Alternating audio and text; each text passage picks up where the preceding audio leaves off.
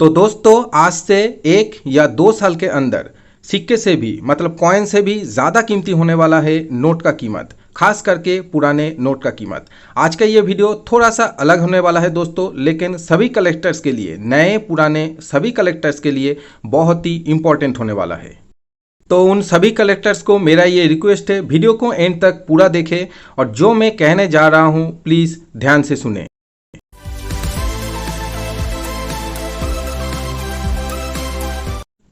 दोस्तों आरबीआई को हर साल नोट छापने के लिए करीब 5,000 करोड़ रुपए खर्च करना पड़ता है, जो 2021 और 2022 में भी हुआ था और नोटबंदी के साल में ये खर्चा हुआ था 8,000 करोड़ रुपीस।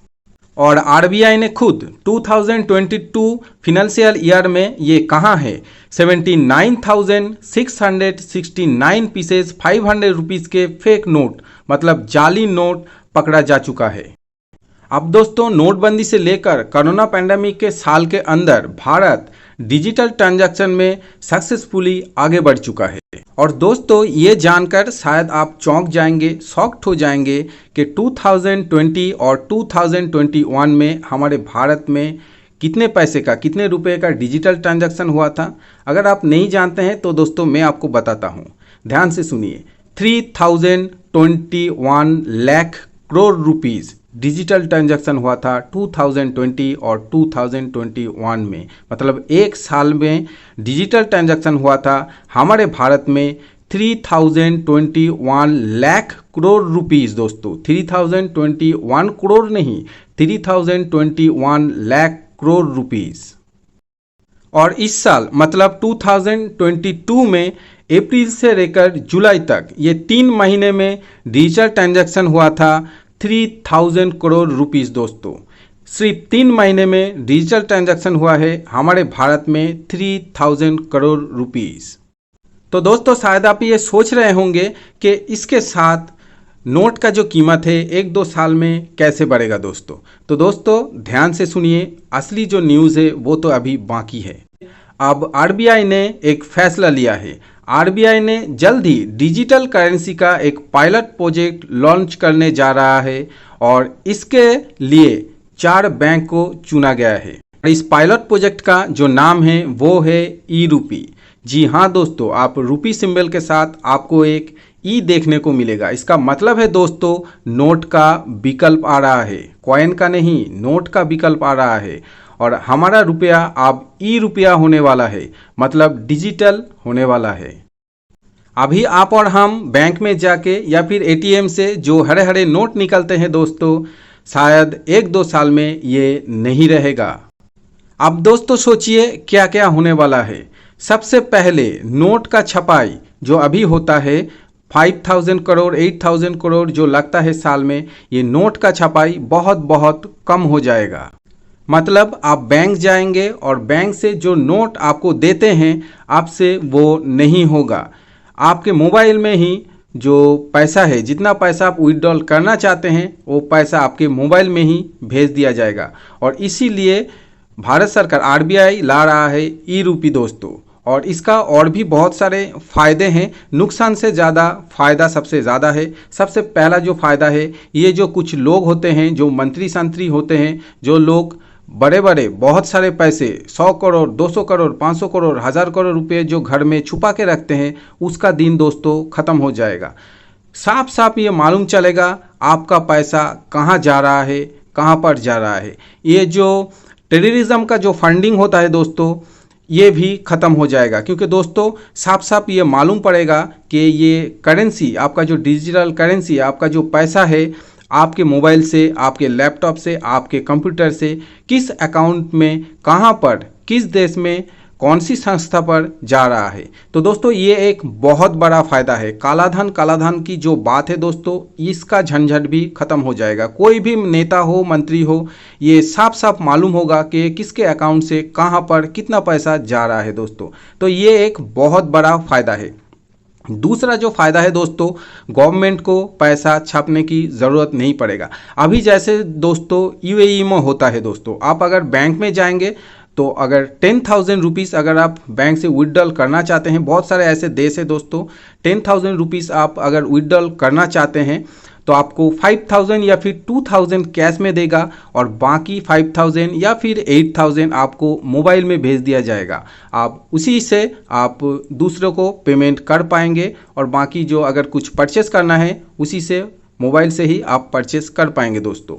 एक और सवाल दोस्तों सबके मन में आएगा कि तो फिर अगर हैक हो गया तो, मेरा मोबाइल अगर चोरी हो गया तो दोस्तों इसके लिए भी दोस्तों जो प्रिकॉशन है दोस्तों, जो प्रोटेक्शन है उसे लिया जा रहा है। आरबीआई का ये प्रेस रिलीज को देखिए, यहाँ पर साफ साफ लिखा गया है अब पेपर करेंसी के बदले में डिजिटल करेंसी होगा दोस्तों। तो और ये ज़्यादा दिन नहीं लगेगा, इसमें डेट भी दिया गया है, आप उसे देख सकते हैं।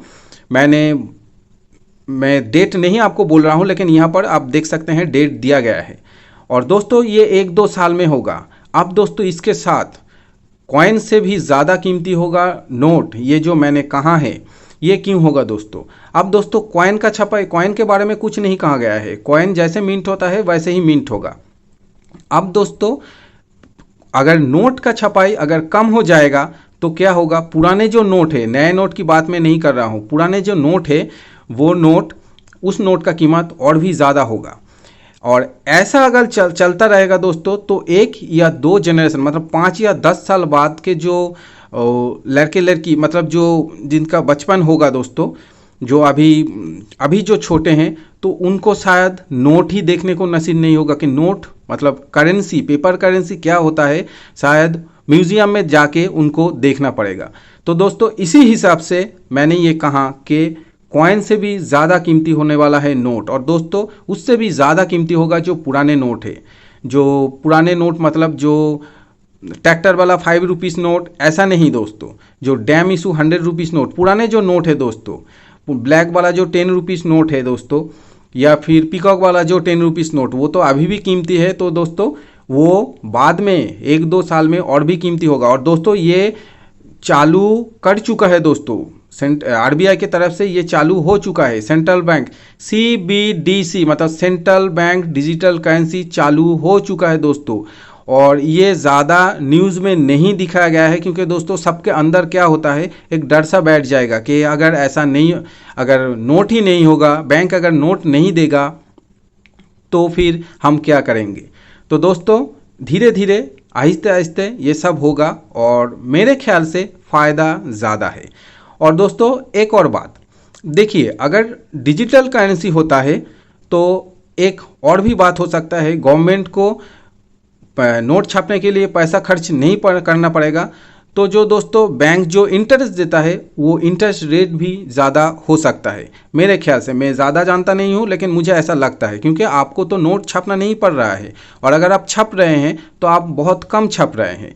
और जैसे 2,000 रुपीज़ का नोट, 500 रुपीज़ का नोट, मेरे ख्याल से ये मेरा जो सोच है, मेरे ख्याल से धीरे धीरे कम होते होते नहीं रहेगा। मार्केट में 2,000 और 500 रुपीज़ का नोट शायद नहीं रहेगा, 100 रुपीज़ तक रहेगा।